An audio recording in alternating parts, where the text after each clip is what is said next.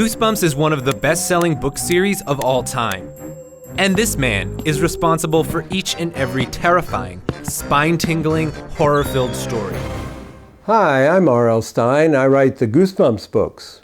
Huh, maybe he's not so scary. I actually started as a humor writer. Well, what do you know?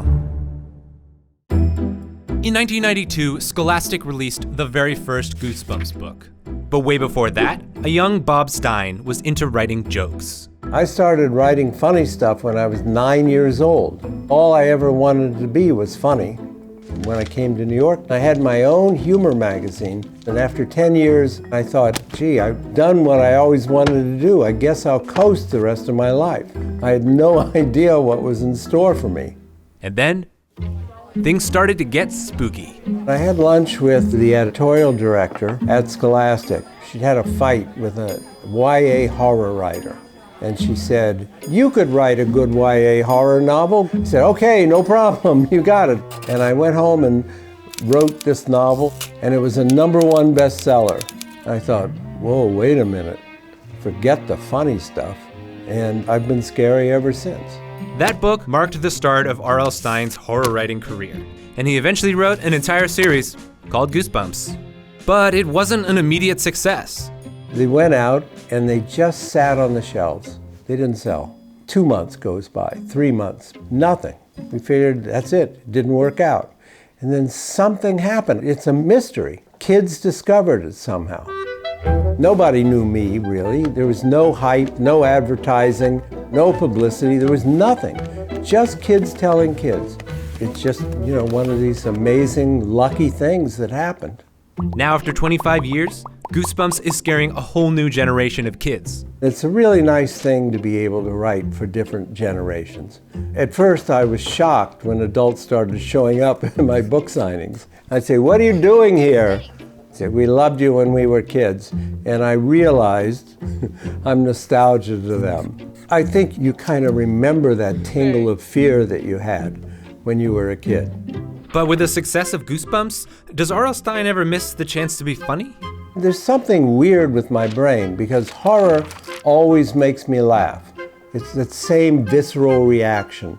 That's what I try to do in my books. People think if you're a horror writer, you're scary all the time, and your whole life is horror. But I did my own late-night comedy show at Upright Citizens Brigade last year. Are you doing one this year, too? I'm waiting by the phone. No one's called me. I don't know. I'm waiting. That was it. That might be my comedy career.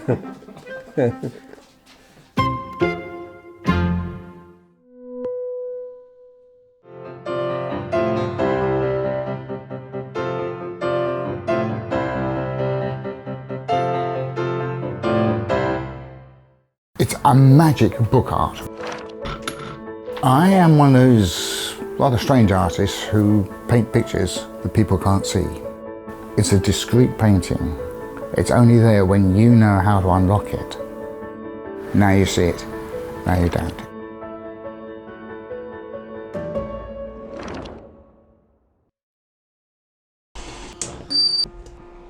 My name is Martin Frost. I am what's known as a fore-edge painter, so I paint pictures on the edges of books, but I do it in such a way that they become invisible unless you fan the books up in a particular way. And then you unfan the book and it vanishes again. But gone, vanished. Because the gold has hidden the image. It is pretty much a British, if not English, art form. Vanishing fore-edge paintings date back to about 1660. It really got going back in the 18th century when it became quite popular. I was working illustration and I met a fellow who was a fore-edge painter, and he showed me what he was doing and I liked that. I thought, well, that looks fun, I could do that. And that, as I say, was over 40 years ago now. Most of the work I've done has been on antique books. I'll show you this one. Now here we have a large Shakespeare. It's a 1860 leather-bound split double, 2 different images on one book. This is a book entitled Desert Isles. It was produced in the 1920s. This is known as a two-way double. One way and one the other. and both of them will be hidden under the gold. I'm often asked by people, and how long does this take? How long is that piece of string?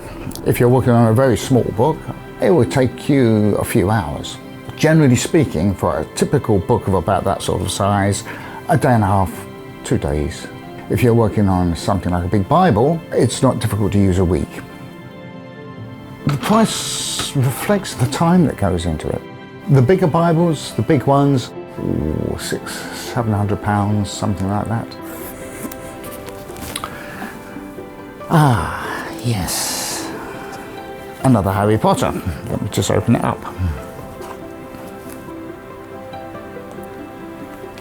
Gone. I find those quite satisfying. As far as I know, I am the only commercial fore-edge painter working. And so long as my eyes hang on in there and my hands, I'll continue. But if I'm ever asked to describe myself, I say, I'm a dad, I'm a granddad, and I'm a fore-edge painter. That works for me.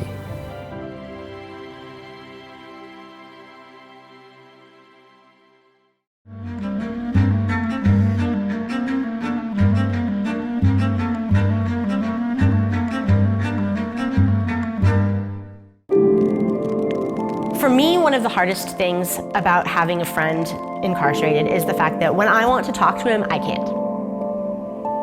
We're so used to being able to just snap a picture and text it to somebody. We can't share that kind of information with inmates.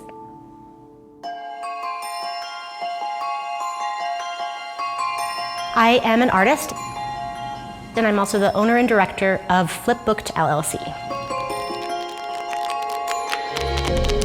When you're serving a sentence, you miss out on a lot of the day-to-day activities.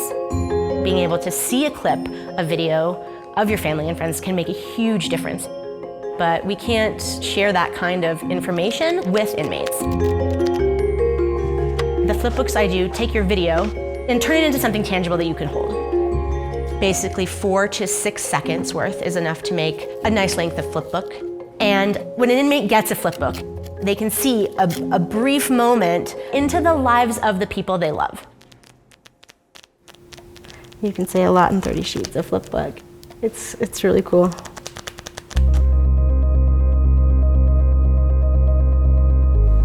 I've been incarcerated in the state of Colorado for about 13 years. The hardest part of doing time is being separated from the people you care about. They said they were going to send me a gift, and I didn't know what it was going to be.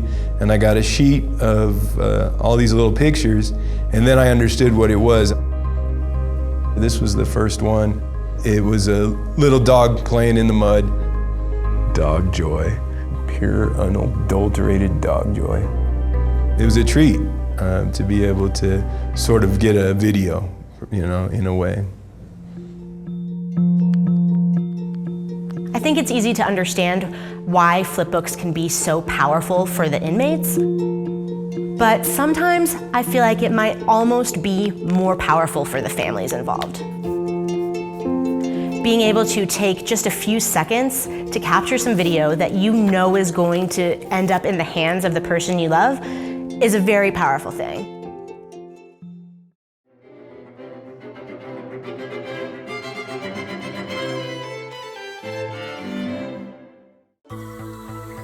What might seem like just a cluster of small temples surrounding Myanmar's Kuthadao Pagoda is actually the world's largest book.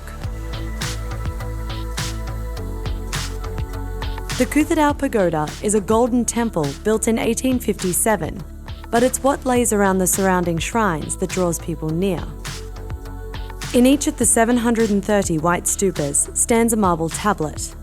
Combined, these tablets make up the entirety of Buddha's teachings, written in the ancient Pali language. Each tablet, or page from the book, stands 5 feet tall and 5 inches thick. The tablets were once covered in precious jewels and gold ink. However, after the British invasion in the 1880s, the site was looted and the gold ink and gems were stolen.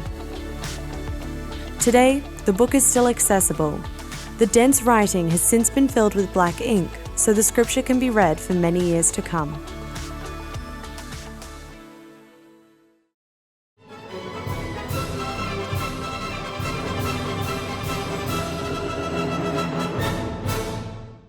In Kassel, Germany, for a limited time only, there is a replica of the Greek structure, the Parthenon, and it's made with over 100,000 banned books.